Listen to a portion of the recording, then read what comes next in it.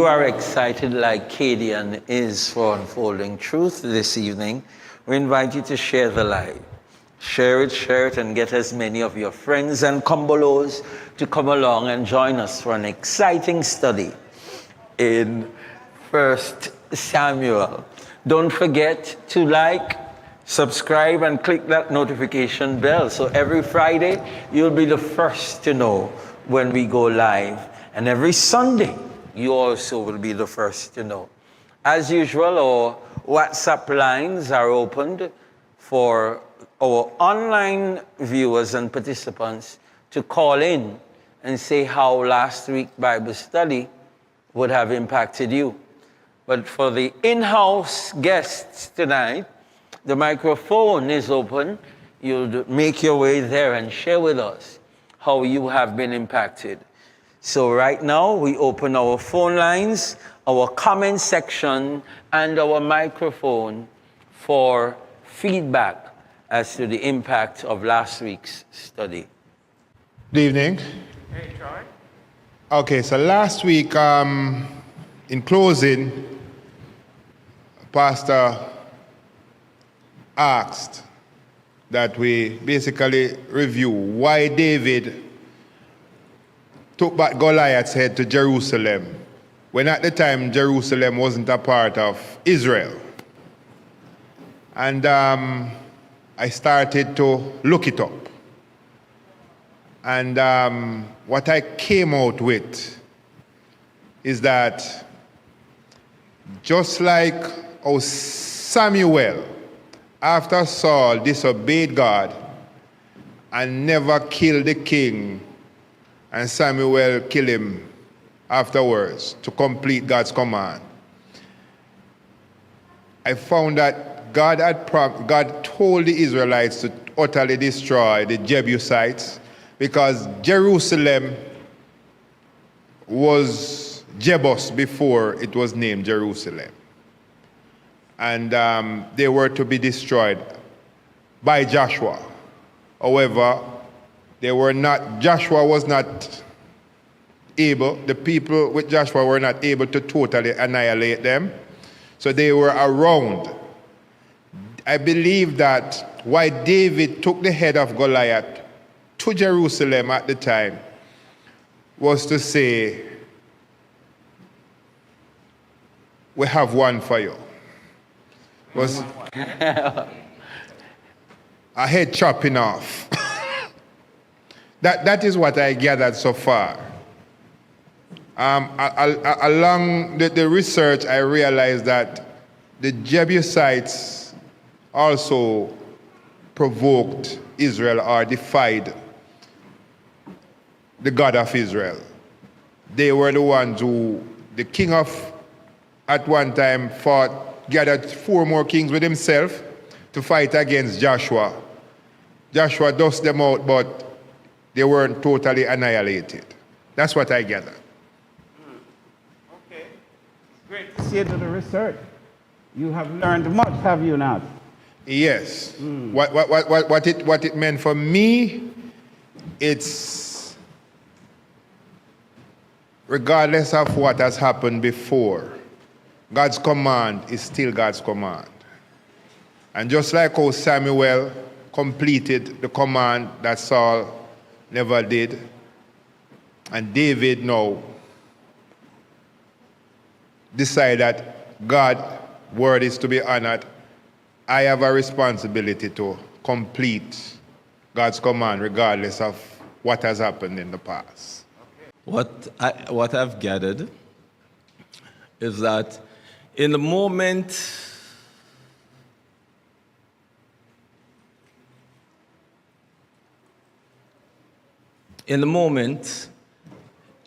Goliath was considered Israel's greatest threat, greatest enemy in the moment. Through God's deliverance, David had victory over Goliath.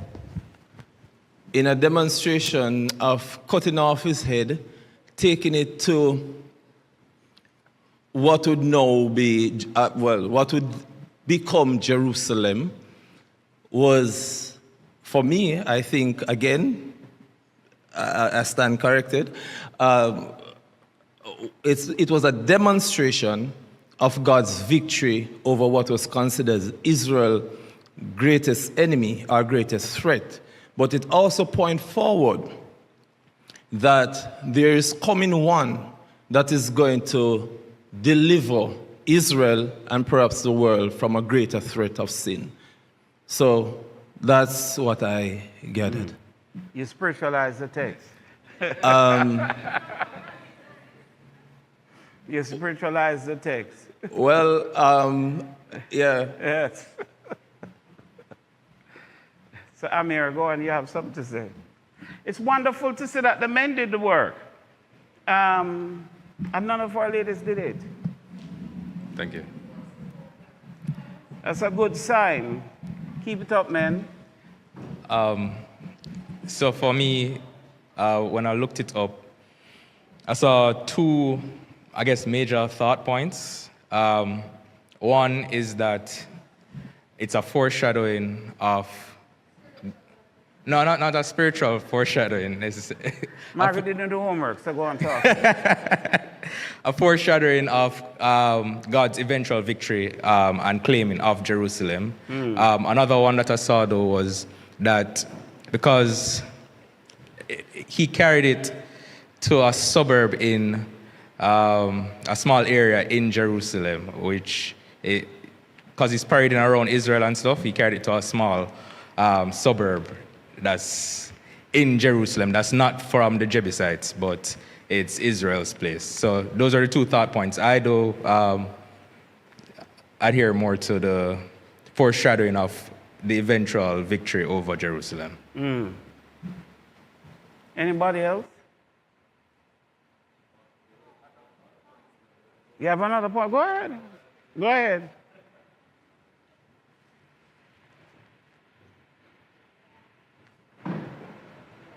Perhaps this is another spiritualization. No.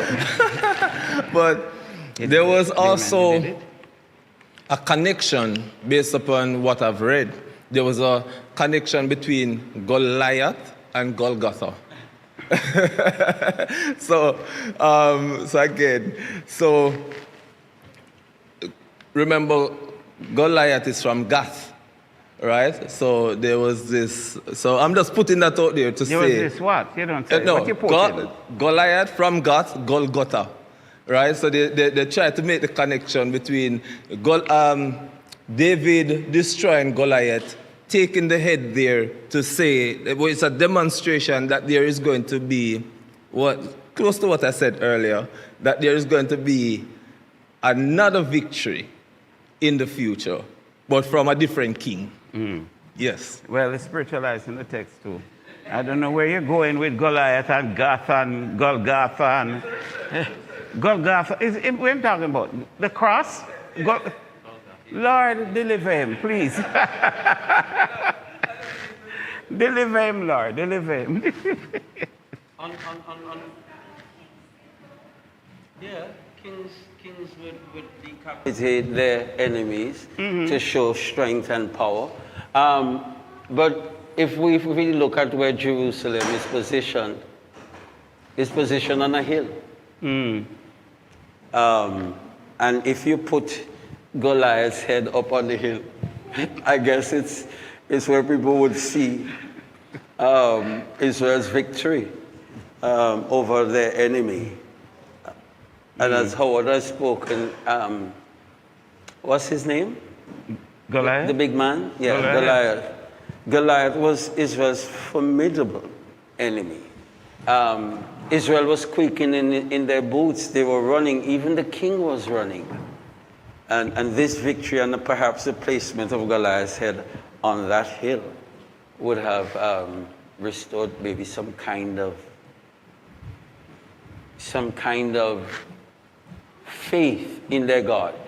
And when we come to Psalm 121, when David talked about, I will lift up my eyes, perhaps it's that hill his memory is coming from. What?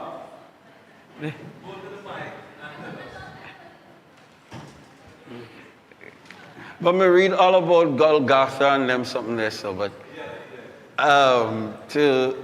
it's a stretch. It's more than I don't a think stretch. if David was thinking Golgotha when he went to Jerusalem. That is like bubble gum. When you chew bubble gum and you go so. So why you go to Jerusalem? I agree with both Amir and Troy trying to come to it, but it's symbolic because that they had the major place in Jerusalem that would later on become the capital of Israel. That is where the temple is going to be stored. That is where the king's palace is going to be built. David's palace is going to be built there, and all of that. But it was in the hands of the enemy, and they have been stoutly resisting the Israelites. So when he took it and took it there, it drove fear into all of them, and it was symbolic that, listen, your turn coming. Your turn coming. Yeah. We're not going to Golgotha and all of those. We're not doing any hiking tonight. But when we started, I was reminded of, come, you can go making your way. Go on making your way. Come. Terry, you had something to say. Go on making your way to the No. Go ahead, Terry. Well, get your half. Tell us your half. So whilst in chapel, the chapel, DTS is largely men. We have women, and we have a sizable amount of men, but when you think that the school is like 3,000 persons, and for any chapel session, you might have 2,000 people inside there, but it's mainly men. When the singing was going on a while ago, it reminded me of that. And I had to look around because I noticed, I heard a strong male presence in the singing. And I looked around, there were more men than women. And they were singing. They were singing. And then to see them go up to the mic, they did the homework. And none of the ladies did, except for Terry did a half thing. I think we need Terry to didn't do the homework. Congratulate our men.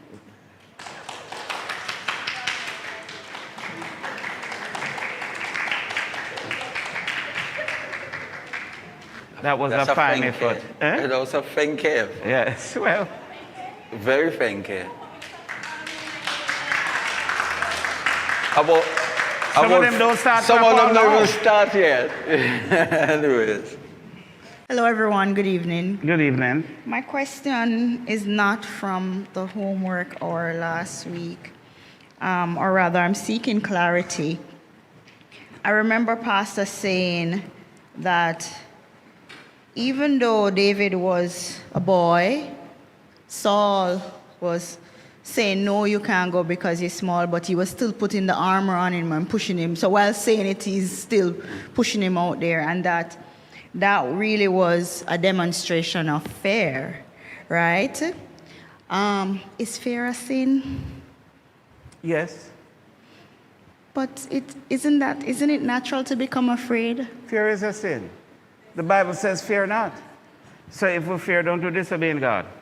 Okay, so even in an instance of something happening and you become afraid, you should turn to God and then work through your fear? I remember some years ago, a cashier was working at a ticket office, put it that way. It's a grown woman. And we were providing the security. And somebody came to me and said, listen, I don't need to get around here. The touts are giving her a hard time. And I got around there, and as I got around there, they scattered, And I went to her and I said, are you okay? It was a Sunday morning too. She said, yes. Right now I would be in church, but I'm having church right here. I said, okay, what's going on? And she says, them coming here just make me pray. And I'm here praising God, and I'm very happy. I said, did they intimidate? So they were threatening and things. And then she quoted a psalm, you know. I just had it in my mind and slipped out. Who shall I fear? The Lord is my strength Psalm 27. and my shield. Of whom shall I fear? Of whom shall I be afraid? Okay. You know, that's a Psalm of David. I'm almost sure, yes, a Psalm of David. Whom shall I fear? You see, and this is what we see in this Psalm, in this passage, that he was not afraid of the giant. No, he was not afraid of the lion, was not afraid of the bear. Those are things that people fear to this day until they stay away from them. Yes.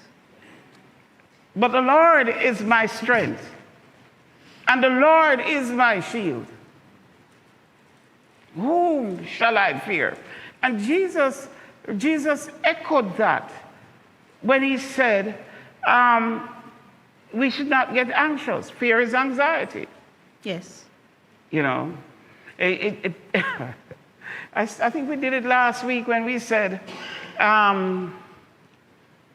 how we read the scriptures. I don't know if it's Bible study. And the scripture assure us that nobody can come back from the dead. Yes. But the duppy stories are so ingrained into us. We are alone at home and doop. And we jump up looking around, you know. And worse if it's night. Then our head starting to swell.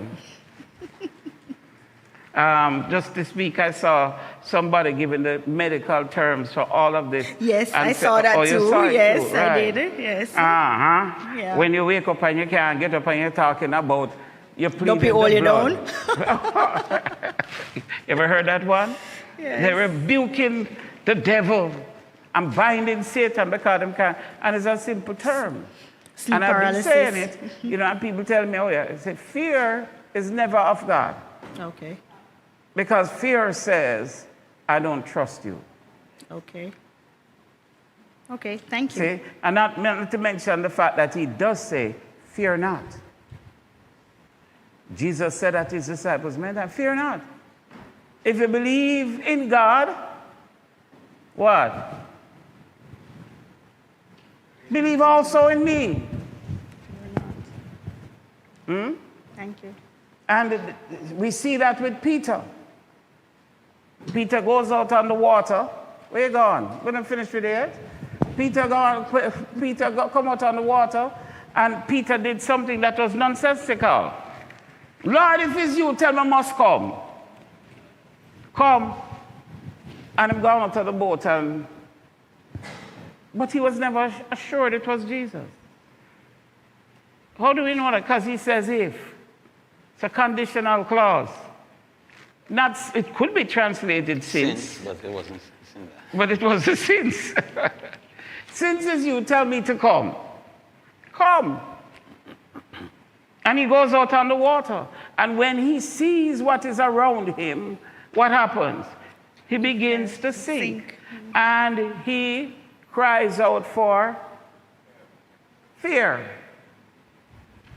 Well, that is a common passage. Don't nobody know it. Matthew 14. Cries out for fear and says what? Lord, save me. But Jesus already told him to come. He wasn't calling him to drown. Wasn't calling him to die. But Peter no longer had faith in the God who called him. So fear took the place of faith. Okay. God, you can't manage this, you know. You call me out and whoa, I said stay bad. This guy, you can't manage. Wait till I must come for. And him start to sing. And Jesus rebuked him. O thou of little faith. It is important. And I'm not saying I never fear and I don't this and I don't that and I'm. But really, we fear because we don't trust God. So is fear sin? What do you think? Understood. Thank you. You're welcome.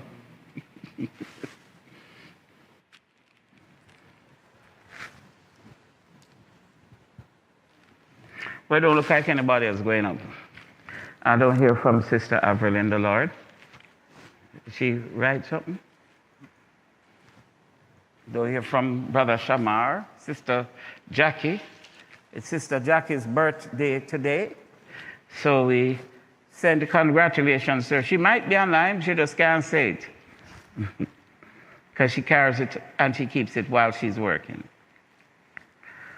So, Chapter 17 from verse 55. And we're going to read to 18, verse 4. And Saul watched David going out to meet the Philistine. He said to Abner, commander of the army, Abner, whose son is that young man? Abner replied, as surely as you live, your majesty, I don't know.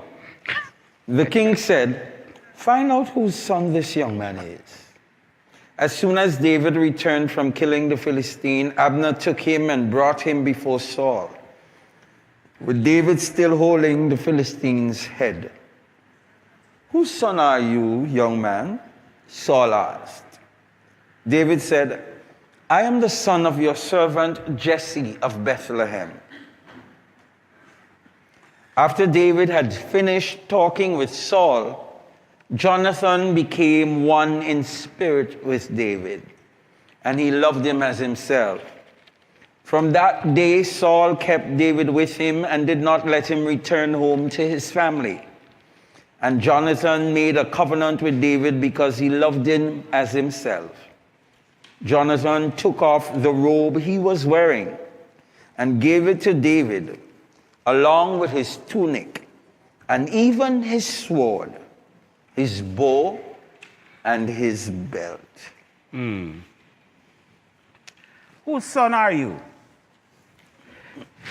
It was an important question because it demonstrated the pedigree of the person that you are asking. In the Bible, it is always important. Whose son are you? Where you come from? See? Up until recently, we used to do that. Yeah. Who's your people? We still do it to sometimes, you know. It stopped at Gen X. Yeah, they change everything. Damien, who you say you are? Yeah. Williams from where? From where? Yeah, we do that. Well, Gen X don't know. Even if you tell them Williams from William Field, they don't know where William Field is. So. Why are you telling me that? So Gen X people don't ask questions like that anymore. It's not important. But he asked him. Why did he ask him, you think? Because of David's unusual act of bravery. It's because of David's demonstration of faith. David was not ordinary. Nothing ordinary about David. David by this time would be about 17, 18. Completely not making sense, this young man coming up. Not making sense that Saul gave him gears and he didn't take it. Not making sense that he defeated the enemy. And here's Saul asking him.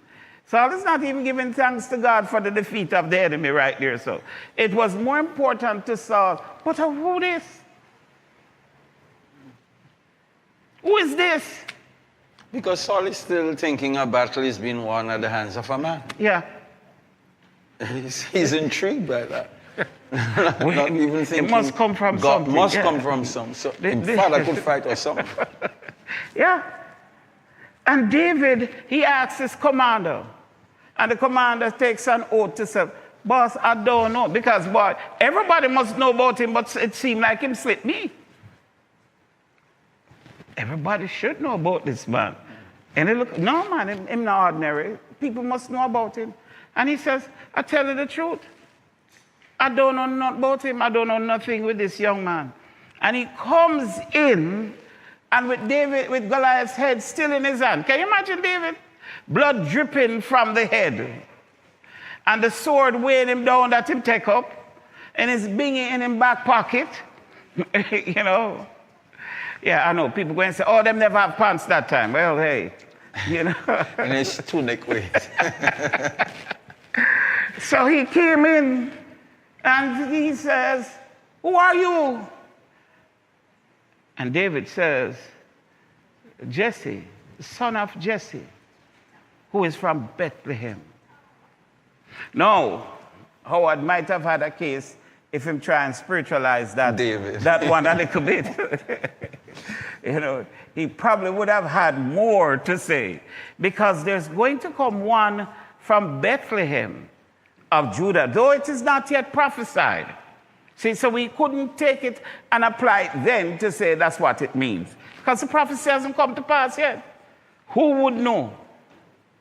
What we do know is that Bethlehem is in? Yes. Woo. Troy, you may as well stay at the mic tonight. You're on fire. Bethlehem is in Judah. And what is important about Judah? Yes. Open your mouth. Say it. You tell her open your mouth and she close As it we more. close it.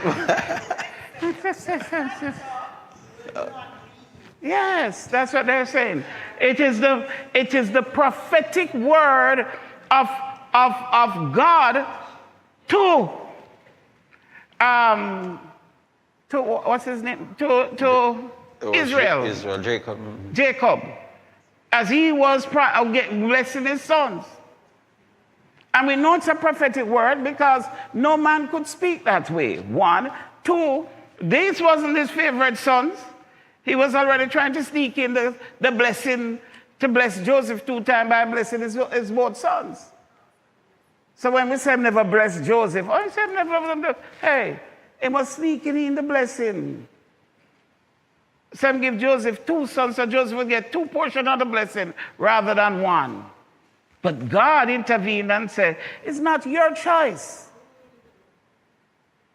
So it is important that David highlighted himself here because it points to the fulfillment of the one who God would have raised up that was more faithful, that loved God more, and that was one after God's own heart.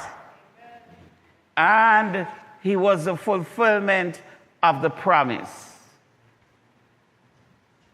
So the statement is more weighty than you think. You see? I am the servant of your son, Jesse.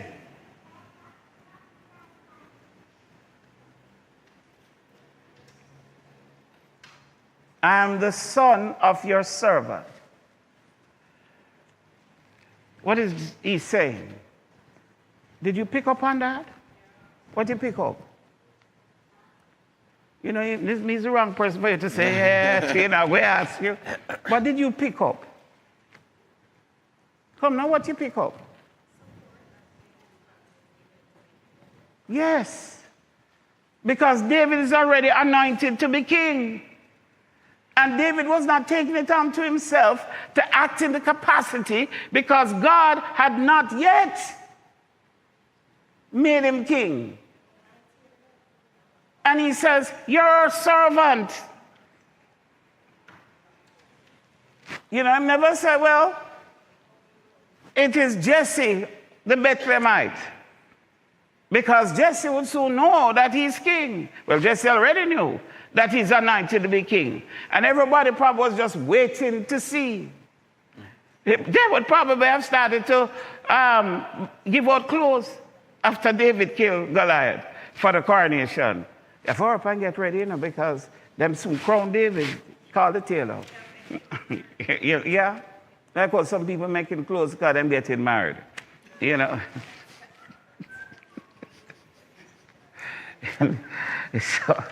So here he is.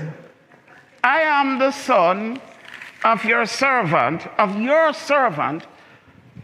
who means he's still under your authority.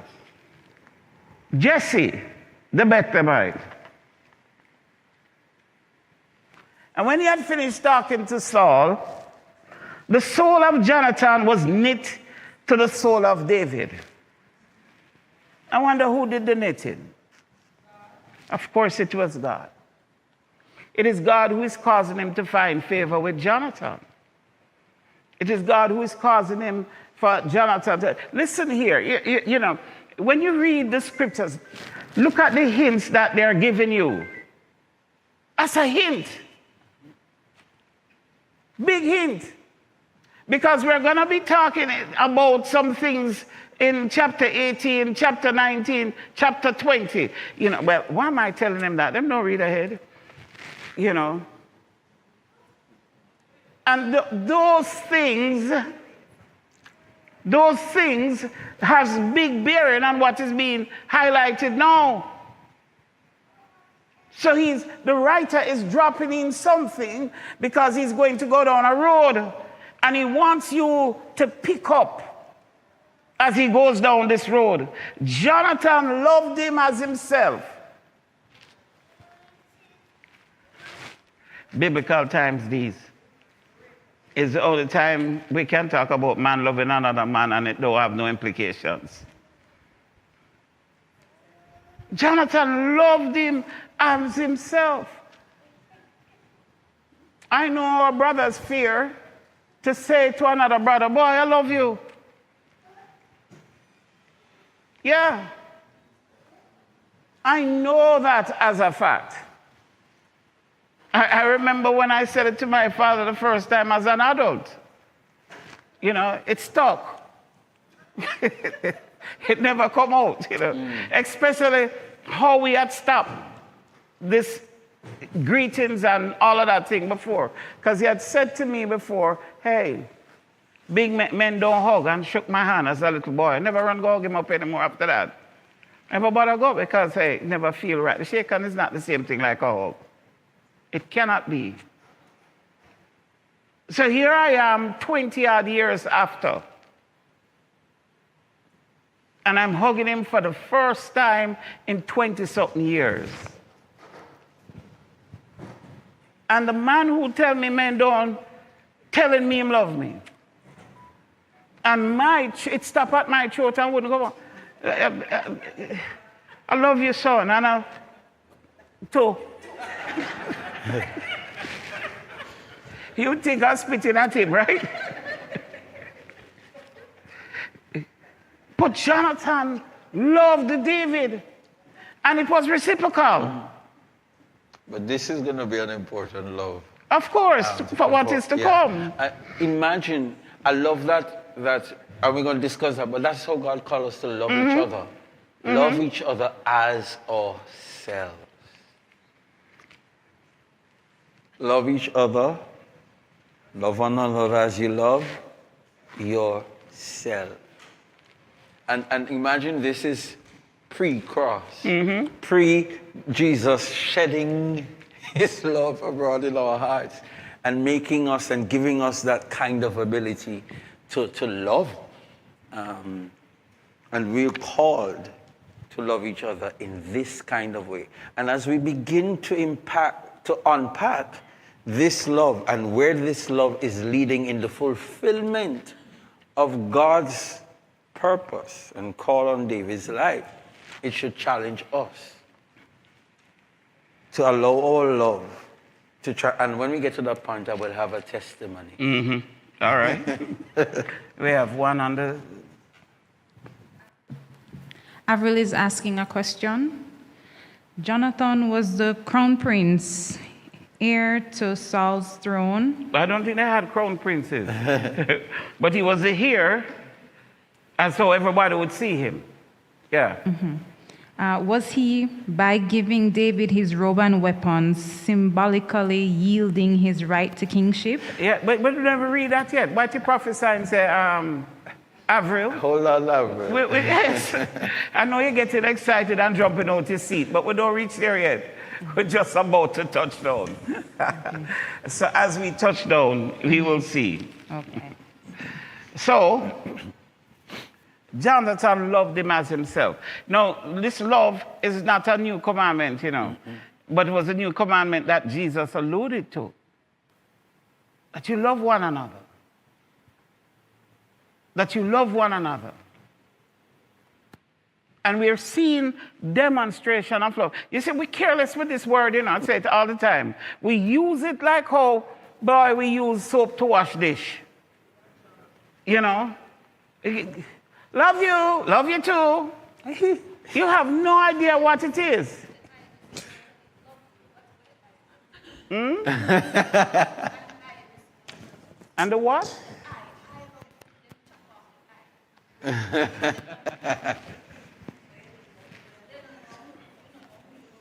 Yeah, but the point is, it's careless because we don't really love. Yeah. We don't love. What we need to start saying is, like you, because we have not really loved. Do we love?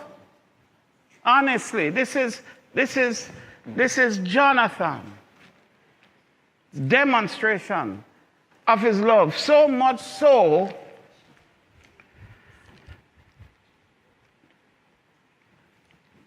that we're going to say it is fulfilled. Saul took him that day and did not let him to return to his father's house. No, somebody should have asked, and I didn't see anybody with it. How come Saul asking him who he is when he was playing music? I hear that now, hear that now. No. I. There's the mic right there. There. We have asked that when we have anything to share, that we share, so that we could know where you're at. Speaking in secret doesn't count. You said nothing. So I said that no. You said nothing. Nobody here, not the audience over there here, nobody here, we didn't hear. So nothing was said. If you have anything to say, there's a microphone. You welcome it. But you know what? They're saying it is like the question. So we didn't hear a tree fall in the forest last night. Does it mean that any fell? We never heard you. And there's a mic which we need to share. It's a Bible study. And we don't rebuke people. We don't cuss you. We don't tell you you're a fool. You have the freedom to ask a question. I think more or less it's a laziness to get and go to the mic. See, as I said before, you're confirming it. It's a laziness to go to the mic. Go to the mic. David was Saul's musician. You remember this? Yes. So how come Saul asking him this now?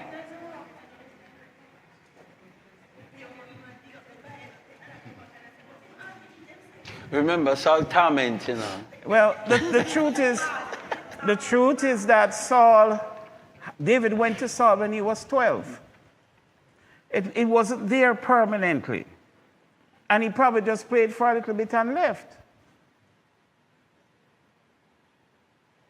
We don't know how long he stayed, but it hints that he was not there all the time. Especially now that the writer says that Saul carries him over to his house.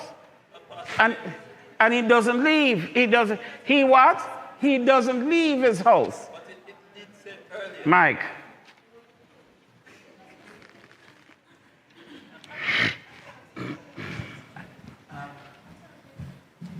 Yes, we did learn earlier that it said David played so well that Saul sent to Jesse and said, I will keep him here.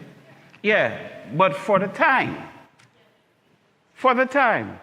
David obviously is not at Saul's house. Who sent him to the men in the field?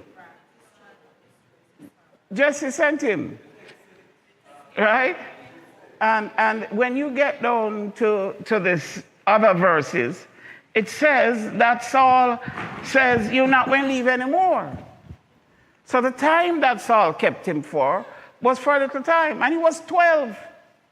Now he's 17, 18. So Saul is not recognizing him as he would.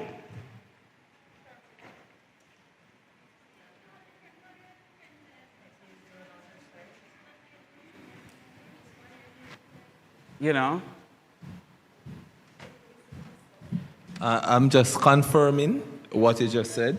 If we go back to verse 15, in the same chapter 17, you will see where it said, then Jesse said to David, take now your brother but David went back and forth from Saul.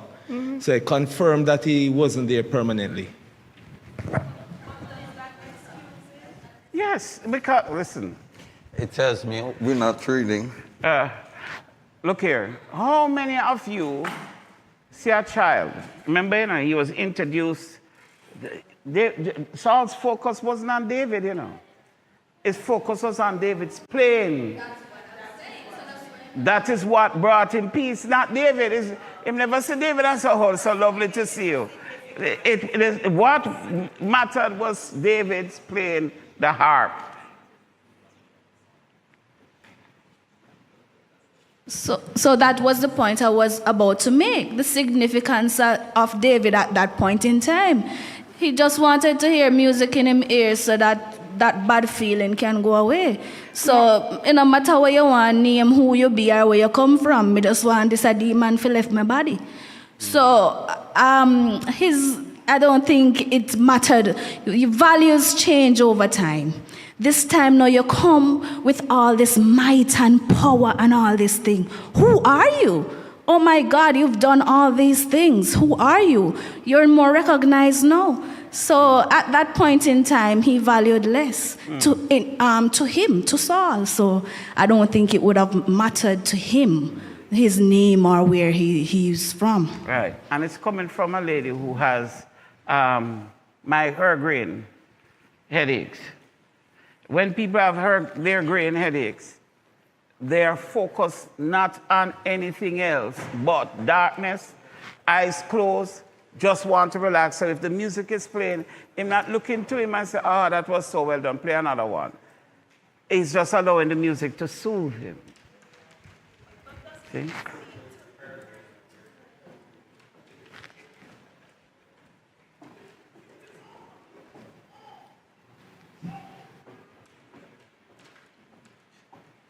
Good evening, everyone. Doesn't it speak to though how we overlook people? We? How? All right. How people in general, thank you for that, overlook, even in the church. There are times when we tend to not look at the person who we believe that is not of substance or status is not up there, and not this church. But we overlook in this church. It is our practice. And not because of status, as what James alludes to, but because we're so busy in our own cliques, or as the Americans would say, cliques. We're so busy keeping friends with the people we know. I've said to Maureen, she was sharing of an experience that she had, and I said, you need to share that experience. Take it back to the women's group and share it with them. Where one young lady said to her, when she went to sit beside her, she said, I was surprised you stayed. I thought you just wanted to say hi and move along. That's damning. That's damning. And I said to her, you need to share that. Because how long have I been saying that, Damien? In order to justify or to say that I'm wrong when I say to people, you need to talk to people more. People will say, don't me say hi, don't me ask your name, them name so-and-so. And that's their response. And that was damning. So I'm glad that you brought that up, because it segues into that need. Somehow I see more than the missing the person. I see an exploitation. That you're more interested in the person's gift than in the person. And sometimes you exploit the gift and you don't value the person with the gift. And that happens a lot in church. And it's perhaps, it's something that we need to look at in terms of people. People are at the heart of ministry. Ministry is service, right? It's something that we need to look at. But I have a question for both you and Pastor. in seeing, what's his name? Saul. Saul here, and Saul wow, and Saul wanting David to stay. Is it him being enamored by David's might and David's strength? Or is it a means of control because of his insecurity with David's ascendance? Both and. Okay. Both and. Yeah. David's a good man to have around the palace. Post Goliath brother come tomorrow morning. And he may just say that, oh, I had a lot to do with his courage and all of these things. I mean, train him. Yes, I may train him. Hey! Shalom. Hey.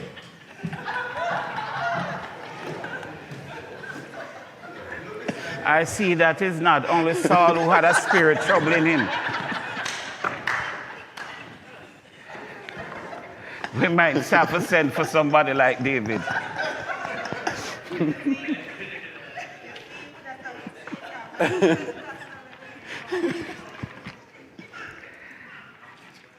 I want you to see how God has providentially prepared David. I was looking at a scripture this week and preparing for Sunday, and somebody said, one or two commentators says it was prophetic. And I said, it's not everything is prophetic. we jump on the word too often. Some things are providential. And because Jesus said it, don't mean he must prophesy in anything. He was telling them of how he was operating in his providence, but we talk about that Sunday. So here is God's providential preparation on David. Where was David when Saul came? Or when Samuel came? Shepherd. Do you know that is part of the preparation process? Moses also was by the sheep. And this is why Moses was such an excellent leader. See? It taught him some things, even as it taught David. It taught him to be caring, to be loving, and to have a protective heart. Oh, we know that. Well, him don't tell you how him killed the lion and the bear. Him never run. He stood to protect the sheep. Him never said, hey, it better meet him than me. He protected the sheep. And if we go back to understand the relationship of shepherd and sheep, and this is why constantly throughout the Bible it is used of leadership and even of God. David used it to describe God. The Lord is my shepherd, the one who lovingly cares, watches over me, and protects me, the one whose heart is always towards me. You know, we get careless and we hear somebody say one day, oh, sheep, fool. So you think God called leadership shepherds because them people don't have no sense? So last time I heard a speaker with it. John 10 don't song fool. No, my sheep know my voice and hear me and follow me. You know, it is a matter of leading.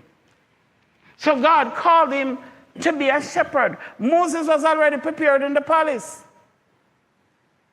Did you know that? Moses had the civil preparation. Then God called him to see sheep that wasn't even his. Like how David is protecting sheep that is not his. Because leadership protects sheep that doesn't belong to them either. And so often the leaders behave like it's their sheep, demanding all sorts of things and commanding all sorts of things. And let me stop. Remember, we went to that church the other day when not even saying anything for the funeral. Remember the thrones? I saw thrones that not even Queen Elizabeth sees. The Good center. mahogany. Good mahogany. Oh, the center one was so huge, it must have taken about 4 men to lift it up. Yes. It's Carved and it's huge, and then the other two beside it, you know. And the pastor still can't even sit because it's so big, him have to find a little space to catch over to reach the handle. And I'm saying, what is this? And I'm sitting on a little seat that them have was sitting on so long that my bottom burning me. had to get up. Yes, we have to get up and go outside. Where we get this thing from? And so the pastor have the best parking lot, parking space, and him treated this. And I have made sure, especially because of where I've studied, in between the students' center and the leadership center, which are parallel to each other, as you walk across, there's a statue of Jesus washing his disciples' feet.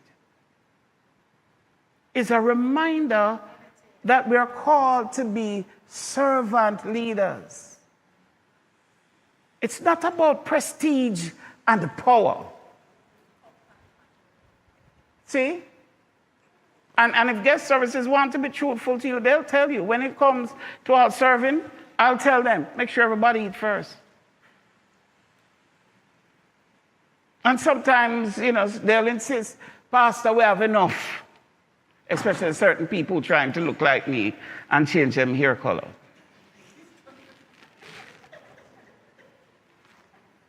You know? We have enough. No, it is this. And this is why sometimes I take affront when I see we have guests and our people eating before the guest is served. Anyway, we come off of that. That's too convicting. Yeah, and you don't sit well with that. But it is God's providence in preparing David. And it affirms something that we learn all the time.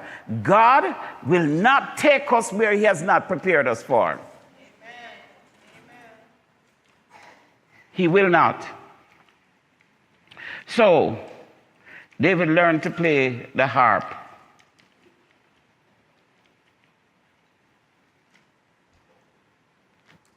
And that was a skill that helped him to be more sensitive to his surroundings. The word is aesthetic. And David learned, you read David's Psalms and hear his description.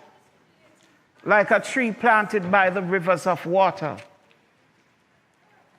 You ever heard his description of the sun and the morning sun and all of these things?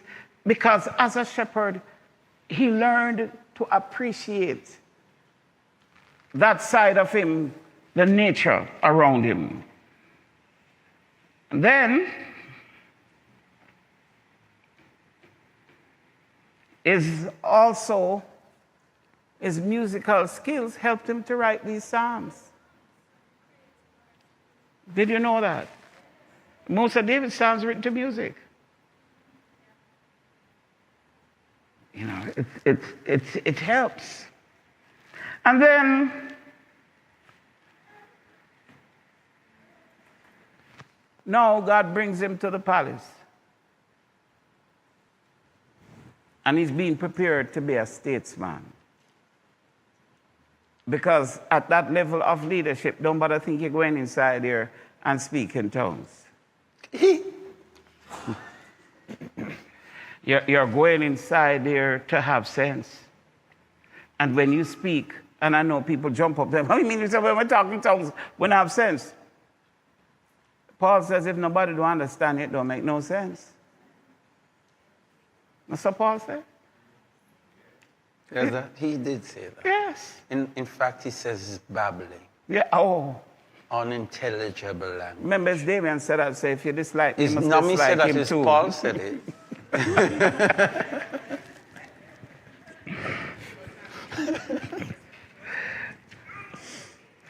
And now David is about to even get a bigger promotion because now He's about to be moved from musician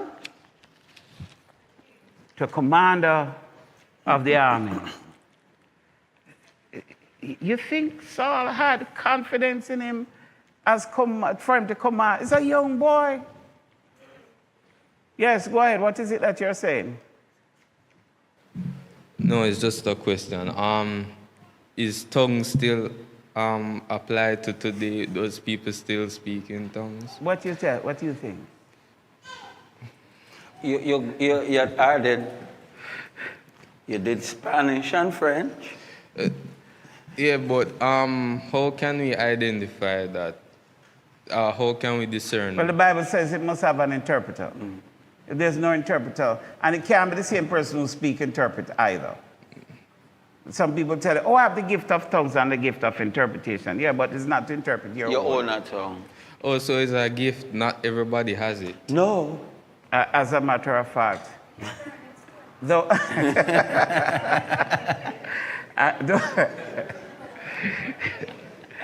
though I will not say it has ceased, it really is only important to those who do missionary work because it helps them in the communication. If we understand tongues, we see it in Acts 2, when the church exploded with all of these Jewish people coming in for the feast.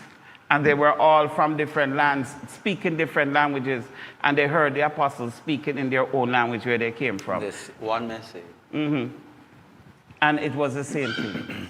And it was not about anything about my people. Oh, I've longed to hug you. I know I've longed to be. And that's all I ever hear these days. You know? Long to hug her? Long to do this and I long to do that. I don't know why God longing so much and him can't make it happen. Yeah. But anyway, yeah. So we're not going to divert to that so much, but that is it. Why are you telling him to ask? You ask. Ask quickly what him said to ask.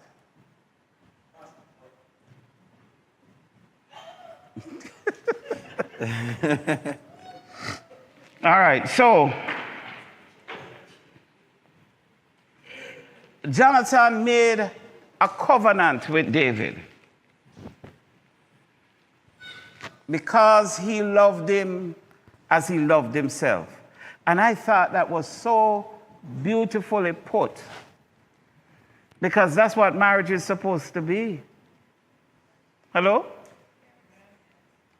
That you make a covenant with someone because you love them as you love yourself.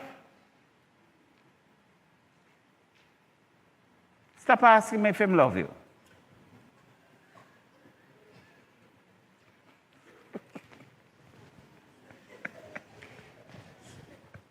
You know, I see hear that she whisper, you love me so? I wouldn't tell you who, but yeah. That's a beautiful illustration of marriage. Our youth, and it leads to covenant. See, we say it all the time. Love is not a feeling that you feel that you have never felt before. Love is a decision, a covenant. You know. High school love that. This week you love this one, next week is another one. So, verse 4, Jonathan stripped himself of the robe that was on him and gave it to David with his armor, including his sword, his bow, and his belt. All right, you had a testimony, you said?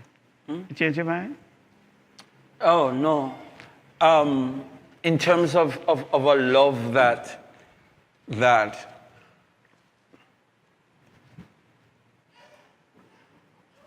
not just validates, confirms, but pushes one into their purpose. We not finished develop that point. Oh, you want to finish it first? Yes, okay. Develop the point, and then you talk about how I got to it. All right. Avril asked if it meant that Jonathan was submitting himself to David. though it can appear that way, Jonathan at this stage would not be saying to David, well, I know you're going to be the next king, so I'm surrounding, because Jonathan would even be aware of that. And I know a lot of commentators say that. But you can only say that looking back. Mm-hmm. See?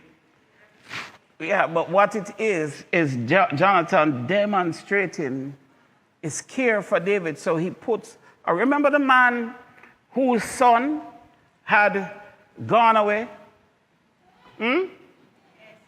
You call him the prodigal. But there's no such story in the Bible. I know where you read it. No, you read the story that spoke about God's love. It is not about a son. It's about God's love and a father's enduring love. That's what Jesus was highlighting. He wasn't highlighting a son who get him thing and gone and turn bad and come back. That's not the highlight of the story. If that's what you picked up, you read it wrong. When he came back, what did he do? Put a robe on him. Remember? Shoes on his feet.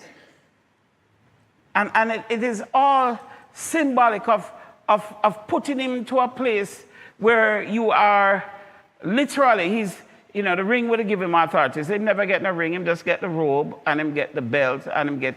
Jonathan is just embracing David. David had nothing but a bingy. Remember? Slingshot him go out there with. So now he gives him his own weaponry, and he clothes him with his own clothes. It is a recognition and an embrace of David. That's what it is more than anything else. And that's what the writer is communicating, because he begins by telling you that he loved him as himself. So he gave him his robe, and it would be a little cheap thing that them buy on Shein. It would have been a good robe, an expensive robe that he would have had made because of his position. I'm wondering if we're noticing that Jonathan's love is not a cry love. Jonathan's love is not a talk about love. Jonathan's love is demonstrable in what he gave. Oh, we quiet. We quiet. Jonathan's love is demonstrable by what he gave. As believers, we talk about our call to love and our duty to love and our responsibility out of obedience to love. But that love isn't very often demonstrated. That love is talked about. That love is cried about. Seldom does that love give. Our love hoards. Our love is consumed on self. Our love very often isn't other-focused. But somehow we always see in Scripture a biblical love followed by an act of giving. Mm-hmm. And that's what Joshua demonstrated. So, Miss Jonathan, Miss Avril, no, he's not transferring power or recognizing or submitting to David. What he's doing is demonstrating his true commitment and love. David has nothing like that. David is a poor shepherd boy. And he's taking everything and his armory, he gives to David, his sword, everything. And he hands it to him. Yes. Whenever I read about David and Jonathan, the link that was made here that we read, I immediately link it to their faith in the God of Israel. Earlier, Jonathan and his armor bearer did a spectacular because of the God of Israel. Jonathan was motivated that the God of Israel would give them victory no matter the numbers. And then now David defeating Goliath through the power of the God of Israel. And each time I read this link, I always say that the connection as a connection of their faith in the same God. Kindred spirit? Kindred spirit, yes. Premised on faith. Right. Isn't that how faith is supposed to unite us? One God, one faith, Right. one baptism. Isn't that how it's supposed to It's bring what's us supposed into to happen. covenant with each other? The mic.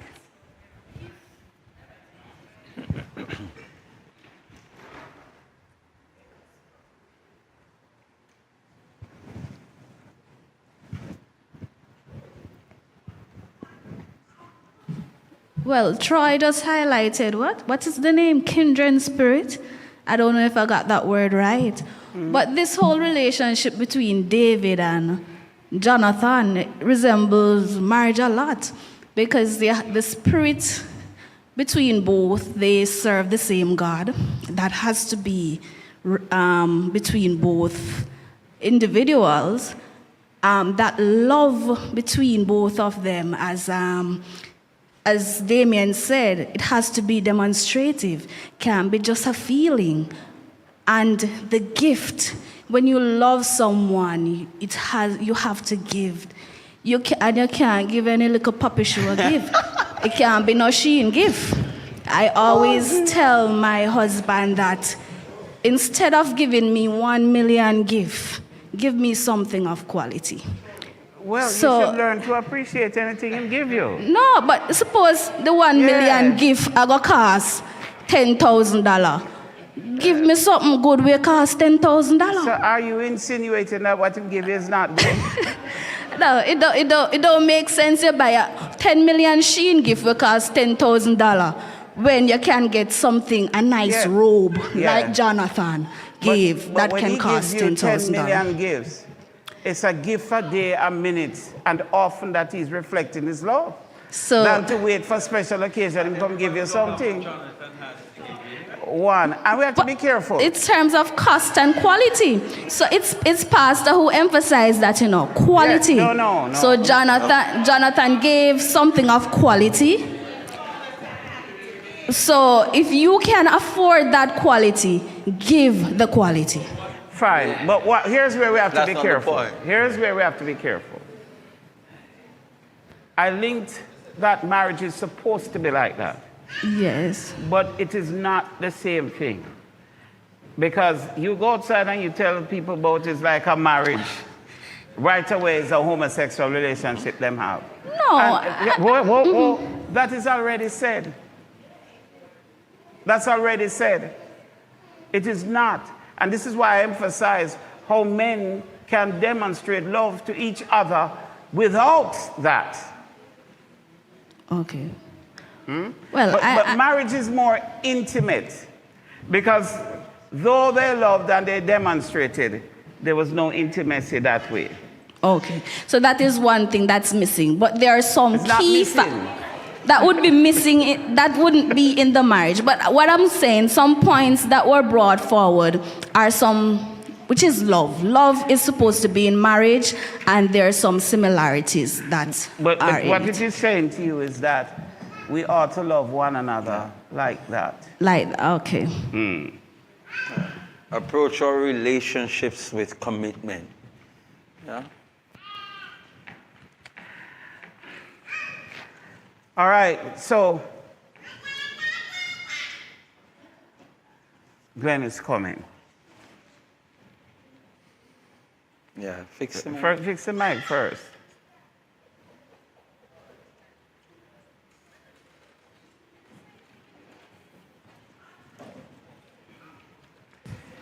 Good afternoon.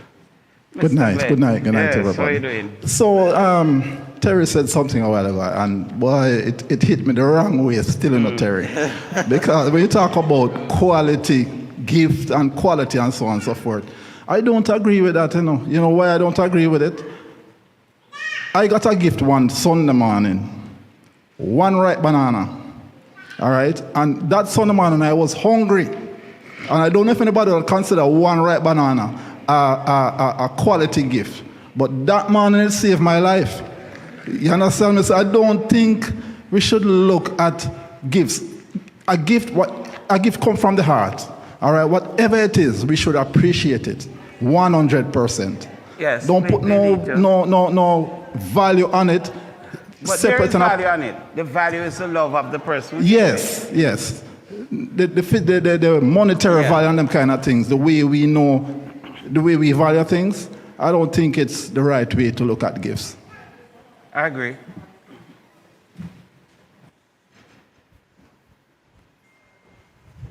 I would think, though, in support of the point that she's making. I think the point is Jonathan gave what was Right. his best.